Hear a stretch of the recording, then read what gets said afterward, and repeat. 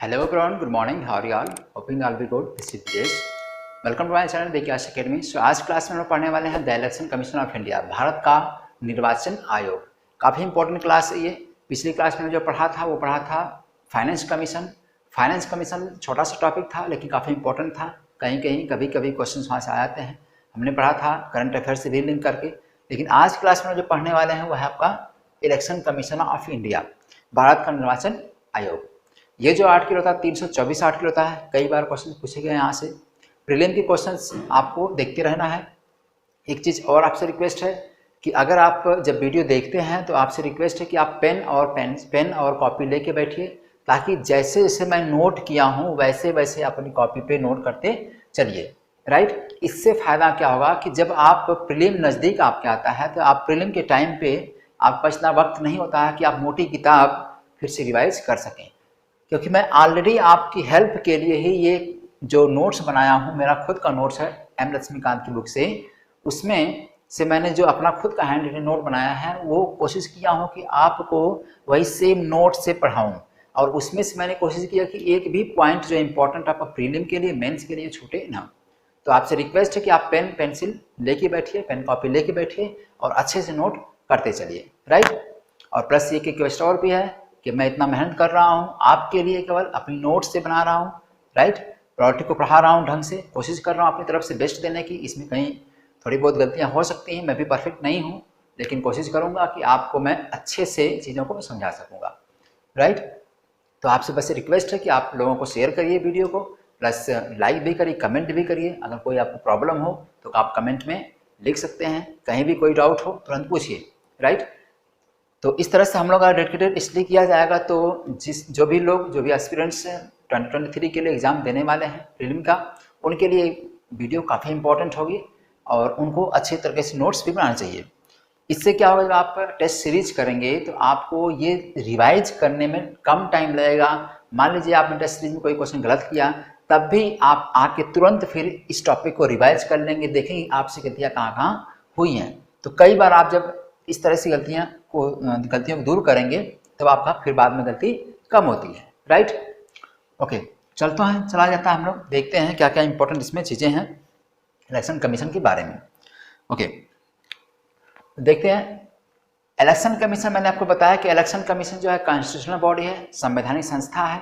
मैंने आपको पहले क्लास में बताया था संवैधानिक संस्था का मतलब होता है कि जो भी जब आपका संविधान लागू हुआ था उस वक्त ऑलरेडी जो बॉडी बन चुकी थी उनको बोला जाता है कॉन्स्टिट्यूशनल बॉडीज।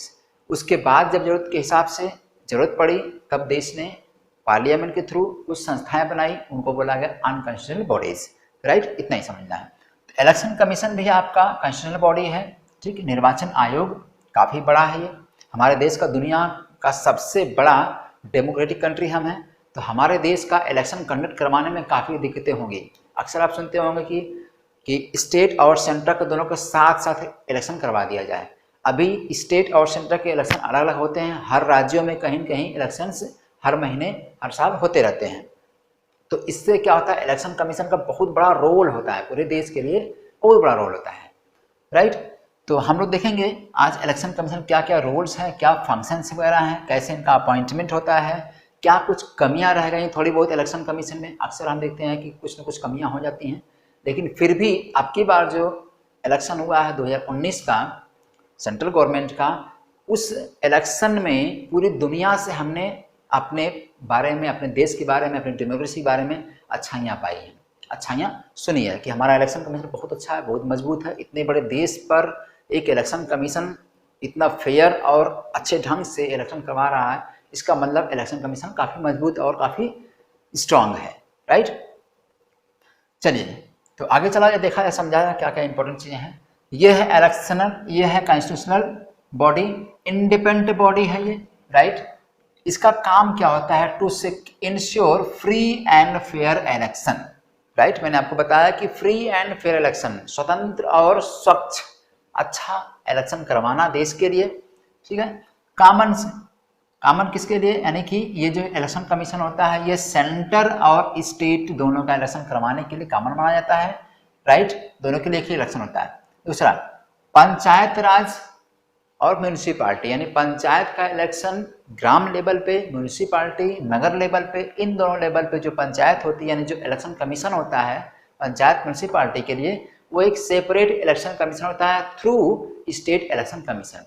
इसका मतलब स्टेट और सेंटर के लिए इलेक्शन कमीशन सेम है।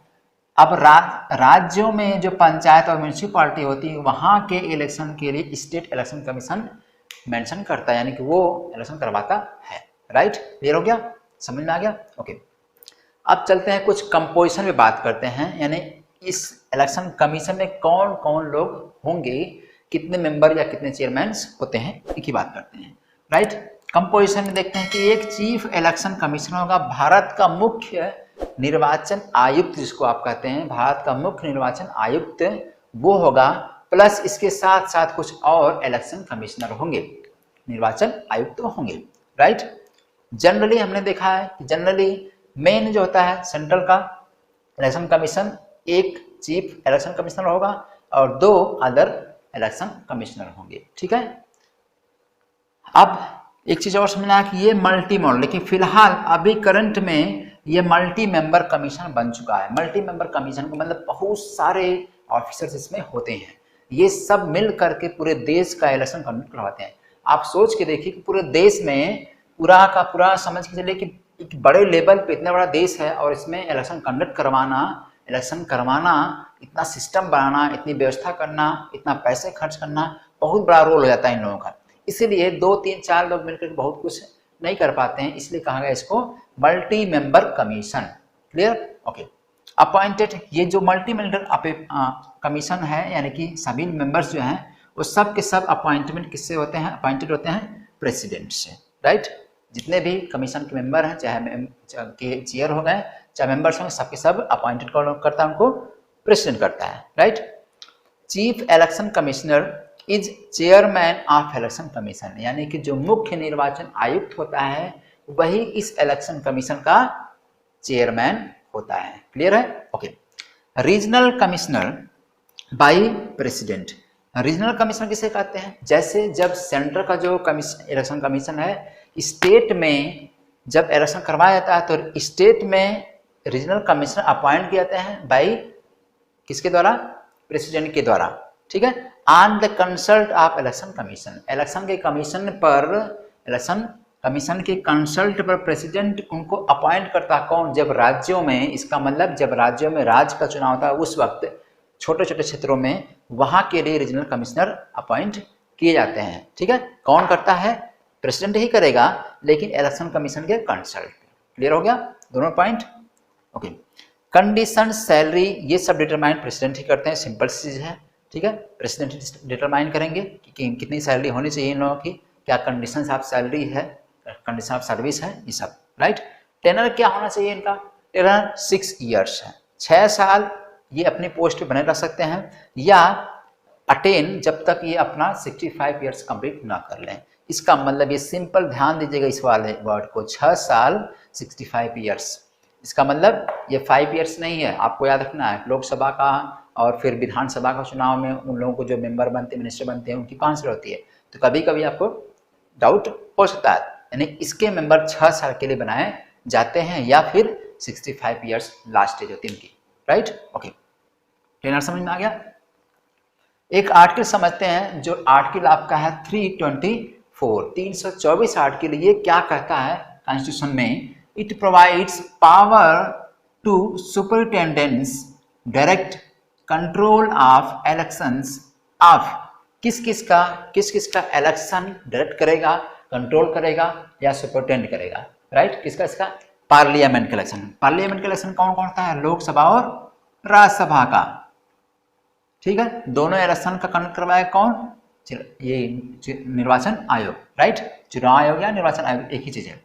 स्टेट लेजिस्लेचर में भी 2 हाउस है, दोनों हाउस का इलेक्शन ये कंडक्ट करवाएगा। राइट, यानी सेंटर का इलेक्शन, सभी सेंटर के इलेक्शन में प्लस स्टेट के सभी राज्यों के इलेक्शन में कौन रोल निभाता है, यानी कौन करवाता है इलेक्शन? इलेक्शन कमीशन ही। राइट, ओके, प्लस प्रेसिडेंट के चुनाव में यही रोल करता है, वाइस प्रेसिडेंट के चुनाव में इसी का रोल होता है। इसका मतलब ओवरऑल लगभग सभी इंडिया के इलेक्शंस जो होते हैं वो सब इलेक्शन कमीशन ही कंडक्ट करवाता है। सिंपल चीज, ठीक है, बहुत ढेर सारा प्रॉब्लम नहीं है। समझ में आ गई? इंडिपेंडेंस यानी स्वतंत्र, ये जो है मैंने बताया आपको, ये इंडिपेंडेंट कॉन्स्टिट्यूशनल बॉडी है प्लस इंडिपेंडेंट है, परमानेंट बॉडी भी है, परमानेंट बॉडी है, कॉन्स्टिट्यूशनल बॉडी है, इंडिपेंडेंट बॉडी है, तीनों चीज आपको याद रखनी है। तो इंडिपेंडेंट बॉडी का मतलब होता है स्वतंत्र। क्या क्या स्वतंत्रता है इसको? सिक्योरिटी ऑफ टेनर, यानी कि जो 6 साल ये 65 साल है ये फिक्स्ड है, टेनर सिक्योर्ड है इनका पूरे कमीशन का। Removal only of as of supreme court जज, वेरी इंपॉर्टेंट पॉइंट। मैंने आपको बताया था सुप्रीम कोर्ट के टॉपिक में कि सुप्रीम कोर्ट के जजों का जो रिमूवल होता है वो कैसे होता है, ठीक है, रेजोल्यूशन पास करके। अब आप बताइएगा कमेंट बॉक्स में, प्लस नीचे लिखिएगा कि सुप्रीम कोर्ट के जजों का रिमूवल कैसे होता है। मैंने आपको पहले पढ़ा दिया है, आप बताइएगा इसको, राइट। इसको छोड़ता हूँ आपके लिए, क्लियर, थोड़ा आप भी एक्सरसाइज करते रहिए। दूसरा, does not hold office on president pleaser, very important चीज, यानी कि ये जो अक्सर आपने पढ़ा है कि जितने भी मेंबर्स हो रहे हैं कहीं कहीं किसी कमिटीज के या लोकसभा राज्यसभा के मेंबर या किसी काउंसिल ऑफ मिनिस्ट्री के मेंबर, वो लोग ऑलमोस्ट क्या होते हैं, या तो गवर्नर के प्लीजर पे काम करते थे या तो प्रेसिडेंट के प्लीजर पे काम करते थे। लेकिन यहाँ याद रखना आपको है कि does not hold office on the pleasure of president, president के प्लीजर पे ये काम लोग नहीं करते हैं। समझ में आ गया? इसका मतलब प्रेसिडेंट इनको हटा नहीं सकते हैं। वेरी सिंपल है। इसे हमने देखा था कि सुप्रीम कोर्ट के जज को हटाया जा सकता था कैसे? Removal on the base of, base क्या था, ग्राउंड क्या था, इनकैपेसिटी या वायलेशन ऑफ कॉन्स्टिट्यूशन, ये सब हुआ करता था। Misbehaviour and incapacity, supreme court के जज का मिसबिहेवियर एंड इनकैपेसिटी, ठीक उसी तरह जब वो उस तरह के कंडक्ट किए होंगे, उस तरह के बिहेव किए होंगे, तब तो उनको हटाया जाएगा, यानी ऑफिस ऑफ इनको प्रेसिडेंट के प्लीजर पे उनको हटाया नहीं जाएगा। सिंपल चीज, क्लियर। सर्विस कंडीशन हमने देखा सेम है, सर्विस कंडीशन में कोई भी चेंजिंग नहीं होगी।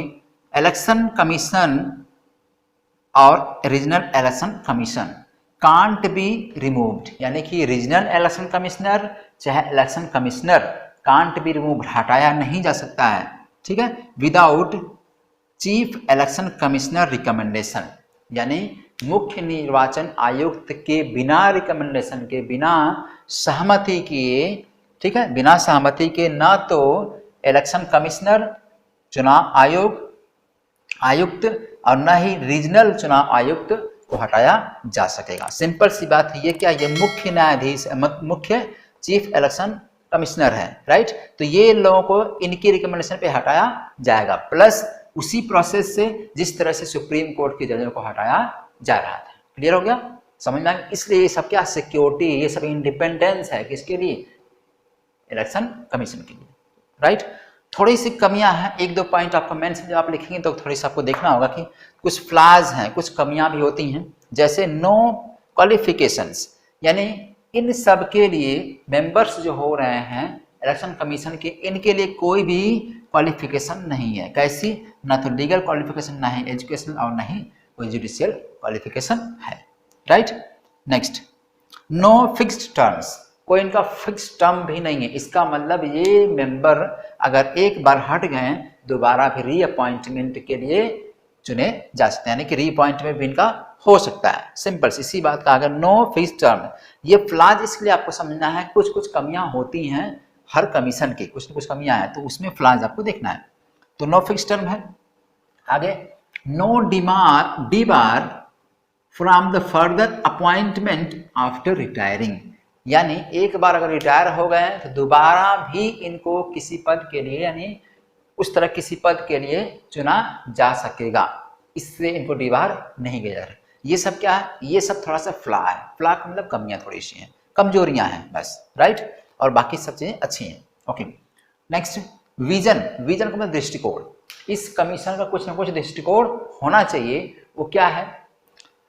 हमको पता है कि इंडिया का सबसे बड़ा, इंडिया एक डेमोक्रेसी कंट्री है, डेमोक्रेटिक है, तो इंडिया में सबसे बड़ा, दुनिया का सबसे बड़ा डेमोक्रेटिक कंट्री होने की वजह से दुनिया का सबसे बड़ा इलेक्शन कंडक्ट करवाया जाता है, राइट। तो इसमें क्या है विजन, इलेक्शन कमीशन क्या होना चाहिए? Strengthen democracy. इसका दृष्टिकोण, इसका नजरिया ये होना चाहिए कि ये डेमोक्रेसी को, हमारी इस इतनी बड़ी डेमोक्रेसी को, प्रजातंत्र को मजबूत बनाए, right. Free and fair and transparent election क्या कराए, free fair and transparent election कराए, कोई भी किसी तरह से दिक्कत ना हो, राइट। वो इसका विजन होना चाहिए।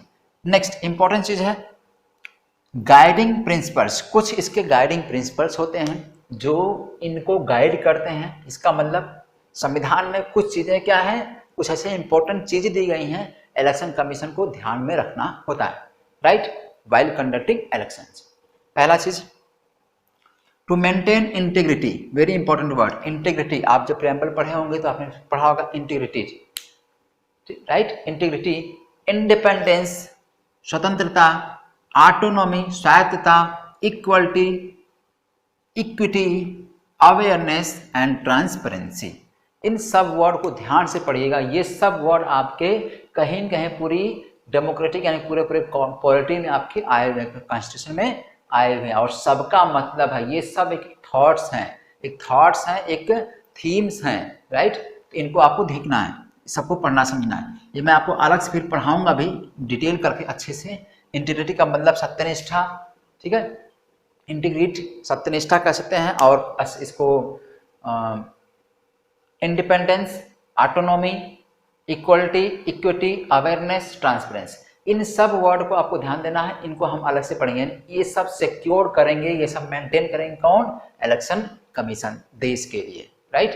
ओके, नेक्स्ट कुछ पावर्स देखते हैं। इलेक्शन कमीशन कौन कौन से पावर होते हैं, क्या क्या इनके पास कुछ शक्तियां हैं, कुछ फंक्शंस हैं, वो देखते हैं। सबसे इंपॉर्टेंट 3 फंक्शंस आपको देखेंगे।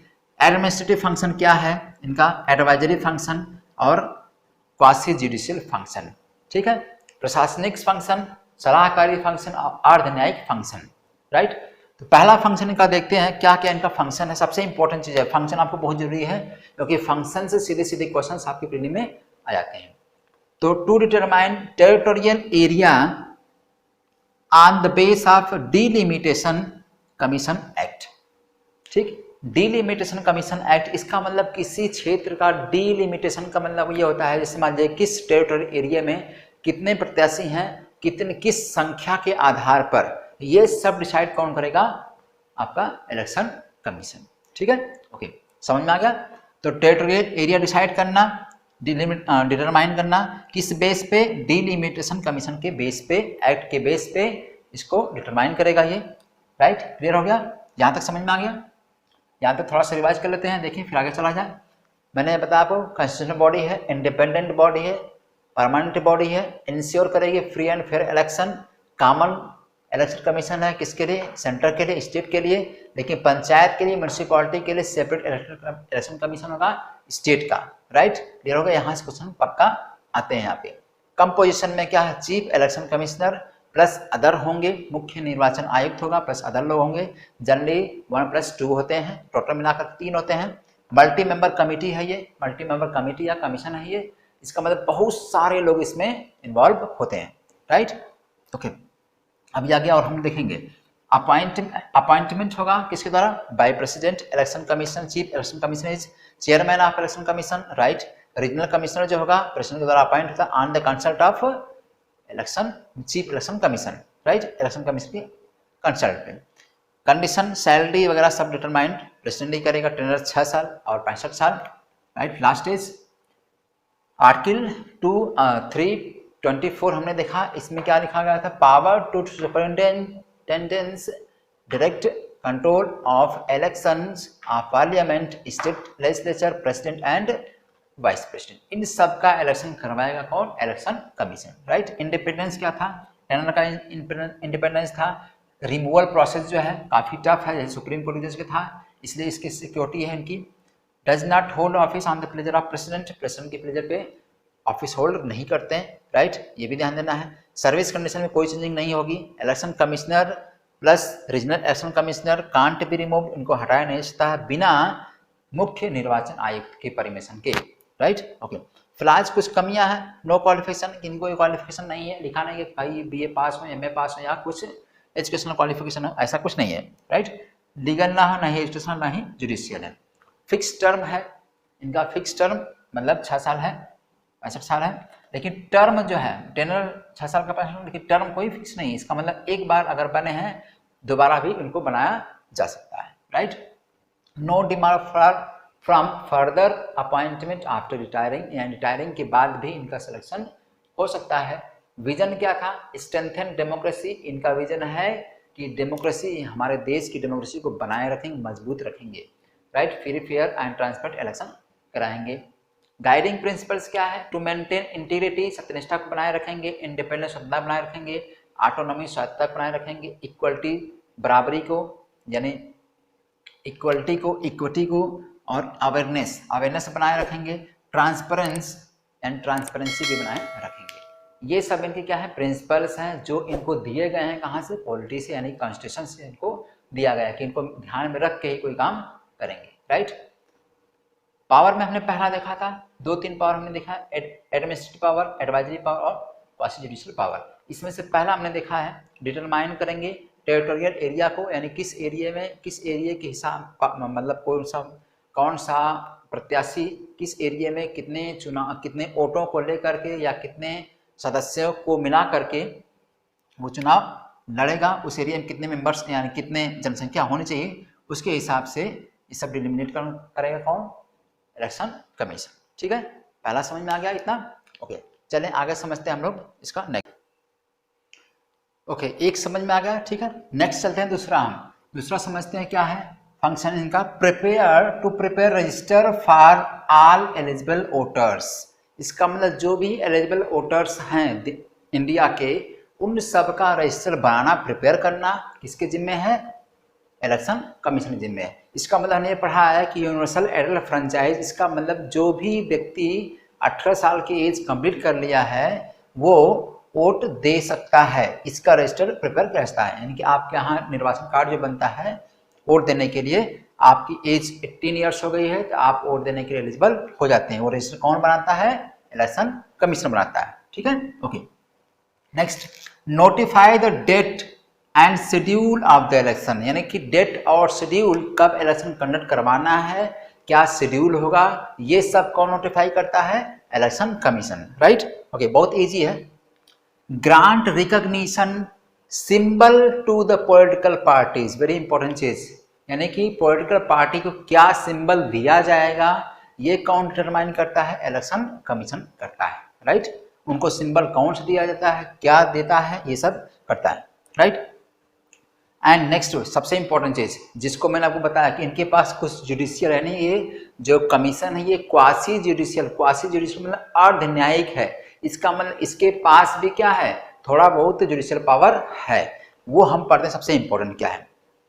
एक्ट एज कोर्ट की तरह से काम करेगा। इसका मतलब यह है एक जुडिशियल पावर रखता है। क्या? डिस्प्यूट, जब डिस्प्यूट होता है रिलेटेड टू द सिंबल से रिलेटेड कोई डिस्प्यूट होता है, सिंबल से रिलेटेड कोई डिस्प्यूट होता है, तब उस डिस्प्यूट को ये क्या कोर्ट की तरफ से निर्णय देता है, ठीक है। जैसे फॉर एग्जांपल अभी हाल ही में महाराष्ट्र में शिवसेना के सिंबल के रिलेटेड कुछ इशू खड़ा हुआ था, तब उसमें इन्होंने निर्णय दिया तो 2 सिंबल्स बनाए दिए गए शिवसेना के, राइट। तो आपको वो न्यूज में देख लेना है क्या क्या मैटर है, यानी कि ये इंपॉर्टेंट है कि सिंबल से रिलेटेड कोई डिस्प्यूट होगा तो ये निर्णय उसका देगा कोर्ट की तरफ से, कोर्ट में मैटर नहीं जाएगा, राइट। ये इसका क्या डिसीजन है? कौन सी पावर है ये? इसी की जुडिशियल पावर है, इसीलिए इसको क्वासी जुडिशियल बॉडी कहा जाता है। क्लियर है? Okay, next, determines code of conduct. Code of conduct का मतलब है अगर कोई भी व्यक्ति इनके कोर्ट्स का रूल्स का, नियमों का उल्लंघन करता है तो उसके ऊपर कुछ कोड ऑफ कंडक्ट भी लगते हैं। दुर्व्यवहार करने का कुछ इनको, जो व्यक्ति दुर्व्यवहार करता है या ऐसा कुछ काम करता है, ऐसे चुनाव आयोग के नियमों का पालन नहीं करता है तो उसे दंड भी मिलता है, राइट। इसका मतलब code of conduct. Clear? Appoint officers for inquiry करने के लिए, यानी कोई व्यक्ति कोड ऑफ कंडक्ट उल्लंघन करता है तो उसकी इंक्वायरी के लिए ऑफिसर्स को अपॉइंट किया जाता है। कौन करता है? इलेक्शन कमीशन करता है। क्लियर है? Grant political parties national and state status, very important point. देखिए, किस पार्टी, कौन सी पार्टी नेशनल है, कौन सी पार्टी स्टेशनल है, इसका स्टेटस, इसका दर्जा कौन देता है? इलेक्शन कमीशन देता है। ये किस बेस पे दिया जाता है? जब कोई भी नेशनल पार्टी कई राज्यों में, यानी ये राज्यों के बेस पे, उनके पाए गए वोट के बेस पर उनको नेशनल और स्टेट पार्टी घोषित की जाती है। कौन? कोई भी पार्टी, राइट। तो हम लोग आगे पढ़ेंगे किस बेस पर नेशनल और स्टेट की पार्टी का दर्जा दिया जाता है, राइट। कौन देता है? Election commission. क्लियर हो गया? Okay. Supervise, election commission supervise करता है इलेक्शन मशीनरी, यानी पूरी की पूरी इलेक्शन मशीनरी को ही क्या करता है? सुपरवाइज करता है। क्लियर है? ओके, समझ में आ गया? तो 9 पॉइंट इधर का क्लियर हो गया। ओके, नेक्स्ट 10वां पॉइंट देखते हैं। एडवाइज प्रेसिडेंट, प्रेसिडेंट को एडवाइज करेंगे on the matter of disqualification of MP. MP का मतलब लोकसभा का एमपी, लोकसभा और राज्यसभा दोनों का जो एमपी है उनको डिसक्वालीफाई किया रहा है अगर, तो उस बेस पर, उस मैटर पर, उनके डिसक्वालिफिकेशन पर ये क्या करेगा? प्रेसिडेंट साहब को प्रेसिडेंट साहब को रिकमेंडेशन करेंगे, यानी एडवाइस करेंगे। समझ में आ गया? हालांकि आपको ये बताना है कि एमपी का डिसक्वालिफिकेशन यानी उनको पद से हटाया जाना कौन फाइनल डिसीजन देता है? प्रेसिडेंट देता है। मैंने बताया था आपको, यानी जब काउंसिल ऑफ मिनिस्टर को हटाया था तब भी प्रेसिडेंट ही हटाता है on the recommendation of PM. Disqualification की बात आती है तो डिसक्वालिफिकेशन के लिए एडवाइज कौन करेगा प्रेसिडेंट को? इलेक्शन कमीशन करेगा। चाहे लोकसभा के चाहे राज्यसभा किसी भी मेंबर को अगर डिसक्वालिफिकेशन बेस पे हटाया जा रहा है तो उसको एडवाइज कौन करेगा? Election commission. यहाँ से क्वेश्चन कई बार फंसाए गए हैं, कई बार आते हैं, राइट। तो इसको आपको ध्यान देना है, नोट करते चलना है। एडवाइज गवर्नर, गवर्नर साहब को भी एडवाइज करेगा कौन? Election commission. किस लिए करेगा भाई? वो इसलिए on the matter of disqualification of MLA या MLC। इसका मतलब यहाँ क्या था? लोकसभा राज्यसभा था, और यहाँ पे क्या है? MLA, यानी कि राज्य में जो MLA member of legislative assembly, member of legislative council, राज्य की विधानसभा, राज्य का विधान परिषद, ठीक है, किसी भी राज्य की विधानसभा विधान परिषद के मेंबर को हटाना होगा on the base of disqualification, तो उस पर एडवाइज करेंगे किसको? गवर्नर को। ठीक है, गवर्नर हटाएगा। राज्यों के MLA को, MP को कौन हटाता है? गवर्नर हटाता है। सेंटर के MP को, यानी कि लोकसभा का या राज्यसभा का हो, उसको कौन हटाता है? प्रेसिडेंट हटाता है। किसके एडवाइस पे? इलेक्शन कमीशन के एडवाइस पे। किस बेस पे? जब वो डिस्क्वालीफाई होते हैं तब। समझ में आ गया? दोनों पॉइंट, दोनों काफी इंपॉर्टेंट है। यहीं से सीधे सीधे ऑप्शन में डाल के आपको क्वेश्चन पूछा जा सकता है प्रीलिम के लिए, राइट। ओके। कैंसिल पोल्स, अगर किसी एरिया में पोल्स हो चुके हैं, वोट हो चुका है, इफ अगर उस एरिया में बूथ कैप्चरिंग की घटना सुनने में आ रही है कि बूथ कैप्चर कर लिया कुछ गुंडों ने, कुछ गुंडों मतलब कुछ अराजक तत्व ने, गुंडा नहीं कह सकते, राइट। ओके, तो कैंसिल वहाँ का बूथ कैप्चरिंग हो गया तो पोल्स वहाँ क्या होंगे? कैंसिल करे जा सकते हैं। रिगिंग, बदमाशी दुष्टई हो रही तब, या फिर वायलेंस किसी तरह हो गया तब। इन सब कंडीशंस में उस एरिया का यानी उस कंस्टिट्यूएंसी का ही पोल कैंसिल कराया जा सकता है। क्लियर हो गया? समझ में आ गया ये भी? ओके। रिक्वेस्ट प्रेसिडेंट, प्रेसिडेंट को रिक्वेस्ट करेंगे गवर्नर फॉर स्टाफ अपॉइंटमेंट, यानी प्रेसिडेंट को या सेंटर के इलेक्शन कंडक्ट करवाने के लिए, सेंटर का होगा तो वहां पे प्रेसिडेंट को रिकमेंड करेंगे, रिक्वेस्ट करेंगे, और गवर्नर को स्टेट का जब इलेक्शन करवाना होगा तब वहां पे गवर्नर को रिक्वेस्ट करेंगे कि भाई साहब आप थोड़ा हमें सपोर्ट करिए, कुछ हमें स्टाफ का अपॉइंटमेंट कराना है। क्लियर? तो सेंटर में प्रेसिडेंट का और स्टेट में गवर्नर से। ठीक है, ओके। नेक्स्ट हमारा है एडवाइस। एडवाइज करेंगे किसको? प्रेसिडेंट साहब को। प्रेसिडेंट साहब को एडवाइज करेंगे किस लिए? इन प्रेसिडेंट्स रूल। प्रेसिडेंट रूल कहाँ लगता है? स्टेट में। राज्यों में क्या लगता है? राज्यों में प्रेसिडेंट रूल लगता है, राष्ट्रपति शासन लगता है। तो अगर मान लीजिए किसी राष्ट्रपति शासन किसी एरिया में यानी किसी राज्य में राष्ट्रपति शासन लग चुका है तो वहां पे मैक्सिमम राष्ट्रपति शासन 6 महीने के लिए ही लगता है। लेकिन इनके एडवाइस पे, इलेक्शन कमीशन के एडवाइस पे ये कह सकते हैं भैया कि राष्ट्रपति साहब इस एरिया में अभी भी सिचुएशन ऐसी ही बनी हुई है, तो क्या करिए आप 1 साल के लिए पूरा एक्सटेंड कर दीजिए। क्या? राष्ट्रपति शासन 6 महीने जो लगा था वो अब 1 साल के लिए एक्सटेंड कर दीजिए। इसका मतलब अब इलेक्शन कमीशन प्रेसिडेंट साहब को एडवाइज कर देंगे कि प्रेसिडेंट रूल को 1 साल के लिए एक्सटेंड कर दीजिए। राइट? क्लियर है, समझ में आ गया। प्रश्न क्या होता है, इमरजेंसी होता है, स्टेट इमरजेंसी। स्टेट की इमरजेंसी सिचुएशन में अगर इमरजेंसी सिचुएशन बनी हुई है सेम टू सेम, तो उसको क्या करिए, यानी कि इलेक्शन कमीशन रिकमेंड कर देगा, एडवाइज कर देगा प्रेसिडेंट साहब को कि 1 साल के लिए और एक्सटेंड कर दिया जाए। राइट, क्लियर हो गया। याद रखना आपको कि किसी भी स्टेट में इमरजेंसी लगती है तो वो पहली बार 6 महीने के लिए, फिर दोबारा 6 महीने के लिए ऐसे बढ़ाई जाती है पार्लियामेंट से। Right, clear. गवर्नर रिकमेंड करता है किसको, प्रेसिडेंट को, तो प्रेसिडेंट लगाते हैं, याद रखना है। Clear, okay. नेक्स्ट सबसे इंपॉर्टेंट है, नोटेबल चीजें हैं जो आपको याद रखनी है। सबसे इंपॉर्टेंट चीजें ये अभी बेसिक है, बेसिक का मतलब ये आपको सबको, हर किसी को जानना ये जरूरी है। क्या है, इलेक्शन कमीशन सेंटर का, मैं बात कर रहा हूँ किसकी, सेंटर का इलेक्शन कमीशन। सेंटर में, स्टेट में, डिस्ट्रिक्ट में, आपको याद रखना है सेंटर, स्टेट, डिस्ट्रिक्ट, इस 3 लेवल पे समझना है। तो सेंटर में जो इलेक्शन कमीशन है इसको असिस्ट किया जाता है, सहायता मिलती किससे, डिप्टी इलेक्शन कमिश्नर से।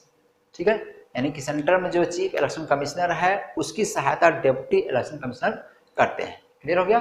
उसके नीचे है ड्रॉन, और इन डिप्टी इलेक्शन कमिश्नर को लाया कहाँ जाता है, सिविल सर्विसेज। ये लोग कौन होते हैं, सिविल सर्विसेज होते हैं। यानी आप इसकी तैयारी कर रहे हैं उसके, यानी आप भी क्या बन सकते हैं, डिप्टी इलेक्शन कमिश्नर बन सकते हैं। किसको असिस्ट करने के लिए, इलेक्शन कमिश्नर को असिस्ट करने के लिए। क्लियर है, ओके। असिस्टेड बाय सेक्रेटरी हो, चाहे ज्वाइंट सेक्रेटरी हो, चाहे डिप्टी सेक्रेटरी हो, ये सब लोग चाहे तो इलेक्शन कमिश्नर को असिस्ट कर सकते हैं। क्लियर है, समझ में आ गया। ये होगा सेंटर की बात। आते हैं स्टेट लेवल पे, यानी कि जो स्टेट लेवल पे इलेक्शन कमिश्नर है, कमीशन है, उसकी बात करते हैं। तो स्टेट इलेक्शन कमीशन को असिस्ट किया जाता है किसके द्वारा, चीफ इलेक्टोरल ऑफिसर के द्वारा। इसका नाम यहाँ पे क्या, स्टेट में चीफ इलेक्टोरल कमीशन नाम ऑफिसर रखा गया है। याद रखना आपको, यहाँ पे क्या है, यहाँ पे क्या है, तो चीफ इलेक्टोरल कमीशन ये असिस्ट करेगा किसको, स्टेट के इलेक्शन कमिश्नर को। क्लियर है, ओके।